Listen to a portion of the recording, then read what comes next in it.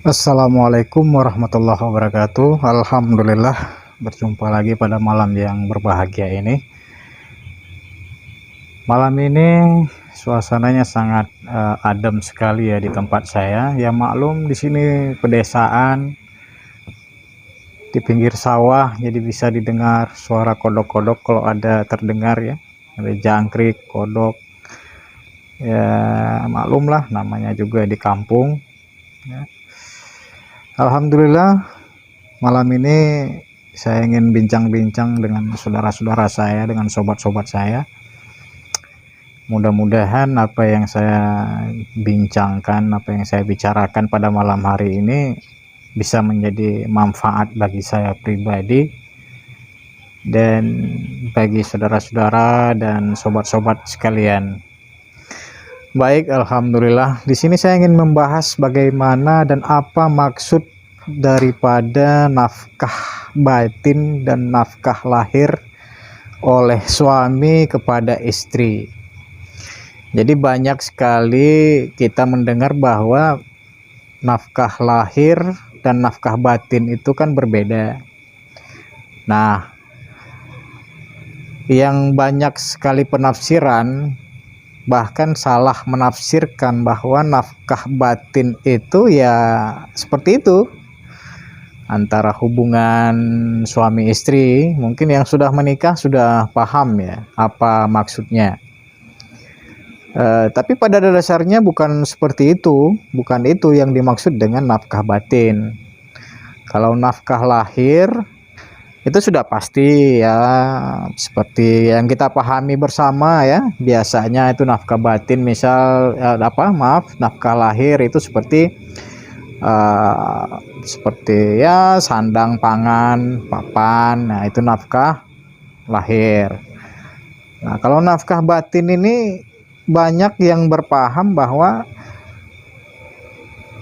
seperti yang pada umum orang memahami bahwa nafkah batin itu ya seperti bayangan kita biasanya. Bahkan pada awalnya saya juga berpikir demikian gitu. Dulu saya berpikir seperti itu, bahwa kalau nafkah batin itu ya seperti itu,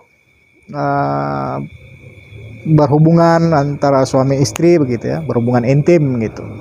Nah, lambat laun ketika saya belajar, ketika saya mendengar ya, jadi banyak sekali perbedaan-perbedaan seperti itu. Nah, pada dasarnya maksud daripada nafkah batin dari suami kepada istri itu seperti apa. Nah, disinilah yang akan saya bicarakan, kita bahas sama-sama. Misalnya kalau nafkah batin itu oke, kita bicarakan dulu tentang kategori ya, hubungan suami istri itu, hubungan intim maksudnya, hubungan intim suami istri itu masuk ke kategori mana, nafkah batin ataukah nafkah lahir. Nah, jadi ternyata hubungan intim suami istri itu termasuk ke dalam nafkah lahir.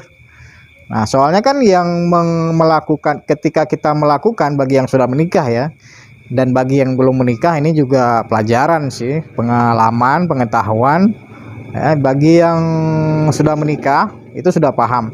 Jadi ketika terjadinya hubungan intim antara suami istri, itu kan yang terjadi itu kontak fisik ya, kontak fisik antara suami dan istri, antara laki-laki dan perempuan. Nah, itu kan lahir ya, lahir itu nyata istilahnya. Nah, karena kita sudah bisa merasakan ya antara kontak fisik dan kontak tubuh gitu antara suami dan istri. Nah, ini kan berarti digolongkan kepada nafkah lahir, bukan nafkah batin. Jadi seperti itu dia. Sedangkan nafkah batin, yang mana sih yang dimaksud nafkah batin? Apa yang dimaksud nafkah batin dan apa-apa saja yang termasuk nafkah batin? Nah, nafkah batin ternyata bagaimana suami membimbing istrinya gitu, membimbing, memberikan ilmu pengetahuan, terutama pengetahuan agama, pengetahuan tentang ketuhanan ya, pengertian tentang keimanan. Jadi nafkah batin ini adalah bimbingan ke suami kepada istrinya bagaimana cara jalan menuju Tuhan gitu.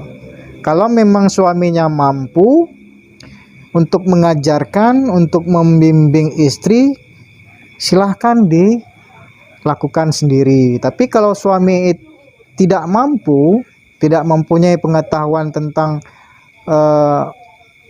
bagaimana cara kita menuju Tuhan, itu suami harus atau wajib memberikan privat atau pengajian gitu, mengundang ustadz ke rumah atau istrinya mengikuti pengajian-pengajian ke majelis-majelis taklim atau majelis-majelis zikir. Nah, ini yang disebut dengan nafkah batin oleh suami kepada istri.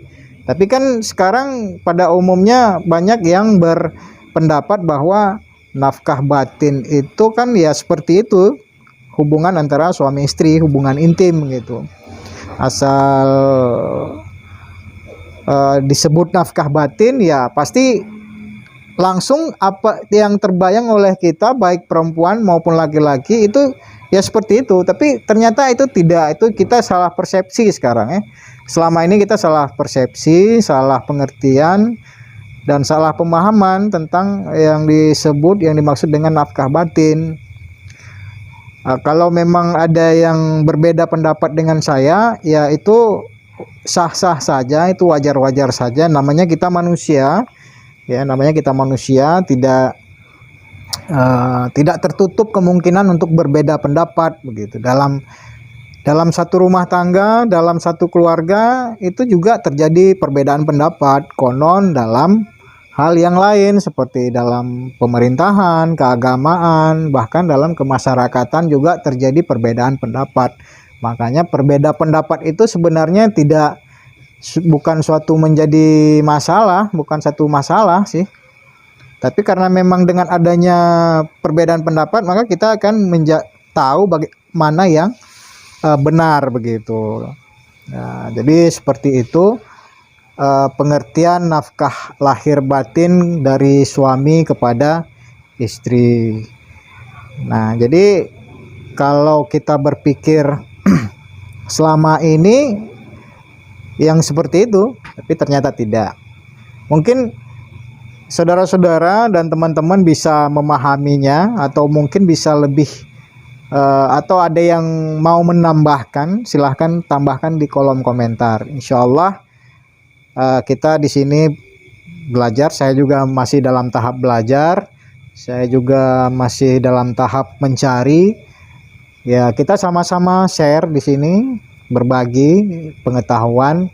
Ya, kalau memang saya mampu, ya saya suka, saya akan buat satu konten tentang apa yang bisa kita bicarakan nanti di video-video saya selanjutnya.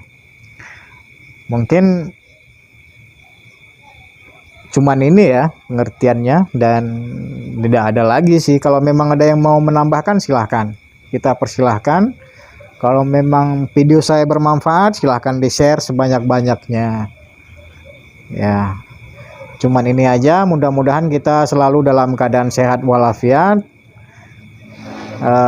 selalu kita diberikan kesehatan, rezeki yang halal dan melimpah. Yang belum bayar hutang bisa segera membayar hutang, yang belum dapat jodoh bisa segera mendapatkan pasangan dan segera menikah. Saya doakan semoga kita, baik yang Muslim maupun yang Nasrani, Hindu, Buddha, Katolik, Protestan, ya, semuanya menurut keyakinan masing-masing, saya doakan semoga kita selalu bersatu bersama, karena persatuan itu penting, menjaga ukhuwah, ya, saling menjaga persaudaraan. Tidak boleh kita saling tuding menuding, salah menyalahkan, karena memang berbeda pendapat itu lumrah, ya, apalagi berbeda agama, ya sudah dari awal dari dulu-dulunya sudah ada gitu. Jadi kita nggak bisa pungkiri harus satu agama semua juga nggak bisa gitu. Oke, akhirul kalam. Assalamualaikum warahmatullahi wabarakatuh.